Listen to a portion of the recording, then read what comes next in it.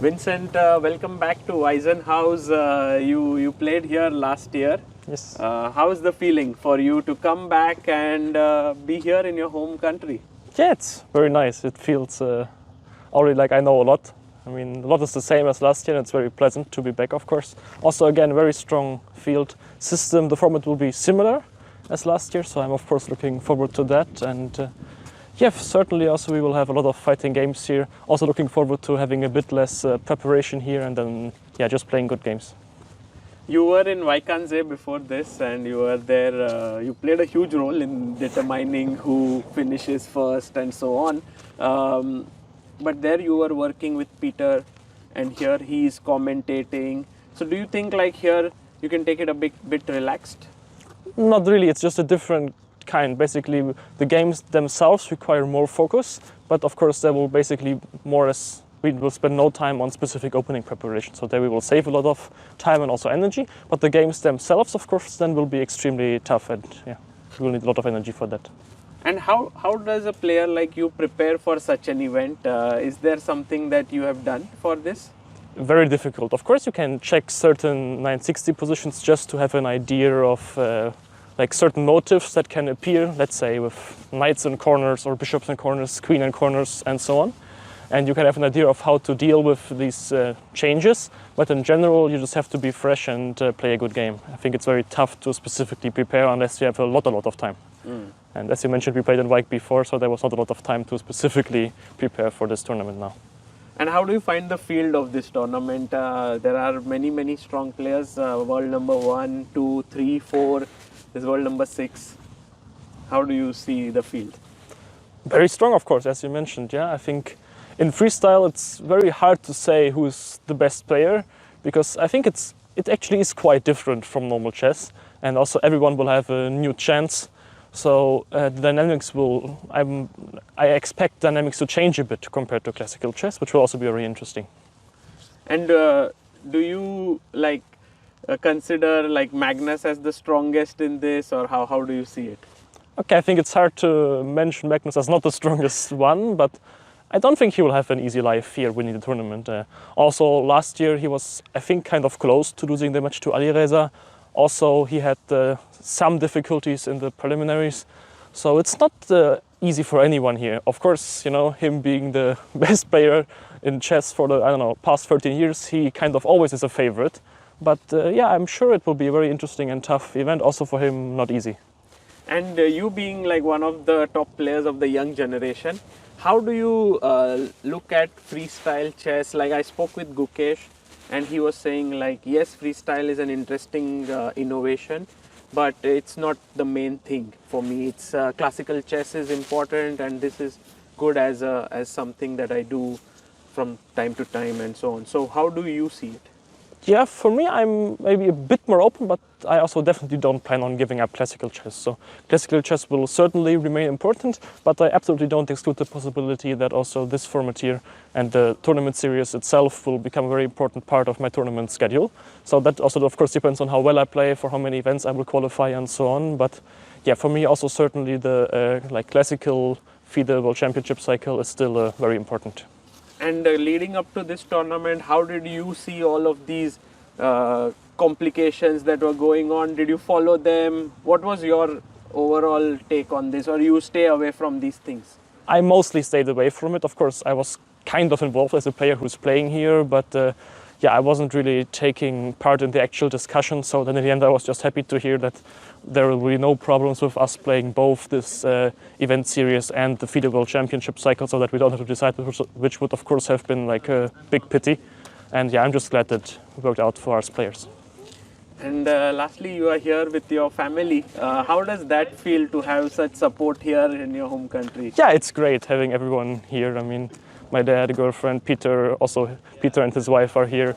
So it's like, yeah, a lot of support. And I think it's also just very important to be in a good mood here and enjoy the time, even if things might go a bit shaky in chess, which of course I don't hope, but you always have to be prepared, and then to have the support, it's always a nice feeling, and you're a bit more relaxed that way.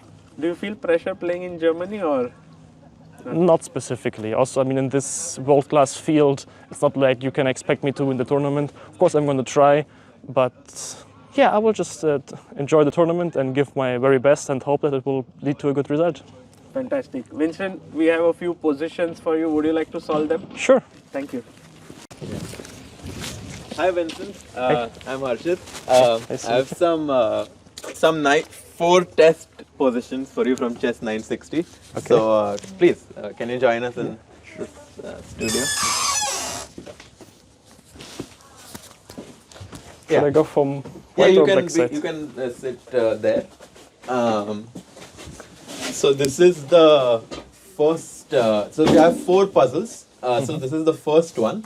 It's white to play, and white actually, out of all the positions in 960, this is where white has the biggest advantage. Okay.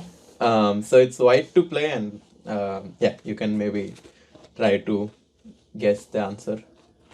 Okay, so what I see is that we have a lot of weak pawns on g7 and h7, which kind of makes me expect that we are moving b and c pawn maybe quite early, or at least that we will use the fact that, for example, if black plays d5, we can maybe go c4 at some point. But yeah, I would expect to move. I mean, there's something specific, or we just. So play? there is one move which gives white quite a big advantage. I mean, it also kind of feels natural to go e4 actually. I don't know why exactly, but other than that, I mean, b4, very normal move, of course, c4 also. So what would be, so if you were to pick one move, what would it be? Yeah, actually I feel like e4 is quite strong. But, I think in chess 960 it's quite tough for us to assess because we cannot really understand where things lead. But yeah, usually I would say that e4 is kind of nice because after that we have the option of winning tempos by getting the structure in the center. Yeah, it's possible. So in so like from what I found, knight g3 is the like g7 is actually as you found out in the beginning, like these pawns are weak. And after knight f6, knight f knight f6, this is the funniest because after knight f5 we can't castle, this is a checkmate. So knight g3 and like white gets the biggest, like not very big, but like 0.5 or something. Yes, we have to move the f pawn even. So that was the first. This is the second one, and you can have white in your side. So king g1, knight f1, knight d1, rook h1, rook a1, queen e1. Do you not find it important to solve on the board chess 960, or for you computer is fine? Like some players said they really prefer doing it on the board. Yeah, I think it's easier, especially if you start with it, because things can be kind of weird. And also, let's say for normal chess, we have this ability of imagining positions and calculating like this. And at least for me personally, for chess 960, that's more difficult than a normal chess.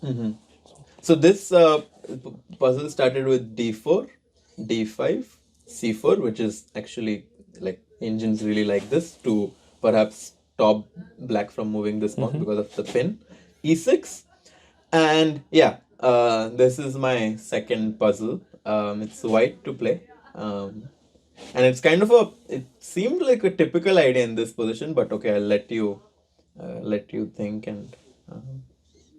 Yeah, so what I see is that we have like a potential pin on the c file, which means that d5 could become weak at some point. So some even moves like cd, knight e3 come to mind, simply because he can't really play c6. Yes, and then I get knight to f5 also pretty quickly, knight to g3, and some very nice attack. Other than that, I mean, we can't really take any rooks. I think we can't. I mean, I think here knight g3, knight h5 doesn't do that much, simply because he can put the knight on g6. It's an option to play knight e3 immediately, again, because he doesn't go c6. So for me, it's between taking and going knight e3 or playing knight e3 immediately. Also, there's one like idea with the king on g1 and rook on h1. Just want to push the h pawn. Yes. Yeah.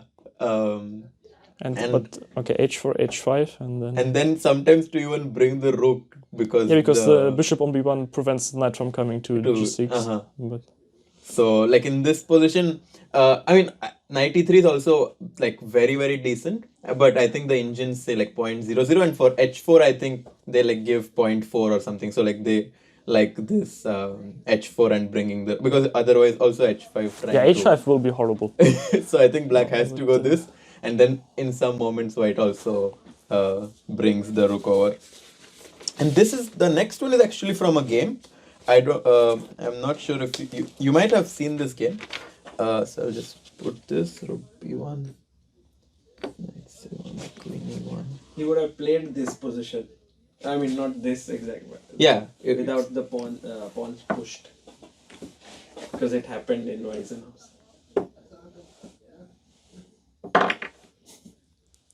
Actually, it's very tough to remember the games to play in chess 960 because all the positions even look similar. sometimes you're not sure whether you had that same position or not because they can be extremely similar, but still. Also here, I think small changes can make a huge difference. So. True. So this is the position. Yeah. the position, and this is actually from a game from Eisen house. It was Firuza was white and Magnus was black. Yeah, I feel like it was the first position that I played against Levon, I think. White to play.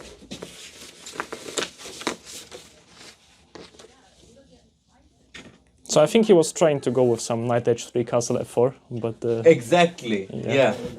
Was it natural to you or? yeah, actually very much, because here it's like, especially since you have a bishop on d1 and you will not push c3 or c4 anytime soon, it feels kind of weird to put a knight on f3. Secondly, f4 is by far the most natural break in this position, Yeah, also so supported by the bishop by knight to d3. And also here we don't have a bishop on c8, so let's say that d pawn moves and suddenly bishop h3 is a threat, doesn't exist. So knight on h3 looks very nice. And, No need to control the center here. yeah, actually, by knight h3 you're kind of controlling the center. It's just here in chess 960 these things can really change a lot. Like the usual motives we know can actually be very wrong. And yeah, I think that was all the positions that I had to show you. And you actually, like, I think, like, from like, the positions were very tricky, but like your intuition was always on point. Like, very quickly, you're always able to figure out. Yeah, because usually I think here we will have some time usually to check the positions before the actual games, which is kind of important because, you know, the thing I did first, of course, you have to scan for some immediate pawns. It's possible, let's say you have a rook on b8, then it can get trapped by some immediate f4 bishop a7. So that's, of course, the first thing you have to check for, because this way you can run into some really problematic traps. Next thing you have to check for is, of course, usually the piece being in the corner. Like if it's a rook, it's quite normal, but if it's queen or knight, then these pieces can be kind of problematic. I mean, bishops in the corner, of course, is very nice because you can basically have a fianchetto immediately. But queens is incredibly difficult because it sometimes happened to me that, okay, I had the queen in the corner and I placed all my pieces very nicely, and then just my queen was kind of left there and didn't get into the game in time. And then even though my position looked nice, it was actually horrible simply because this one piece wasn't really into the game. So yeah, this is really... I think it's very important to take the time for the first few moves to get it right, because otherwise you can just get into some serious trouble and then it's very hard to get back into the game. Yeah. Okay, we are playing tomorrow, like the first round you guys start playing tomorrow, so we'll let you rest and prepare, but thanks for joining and good luck tomorrow. It's very nice, thank you.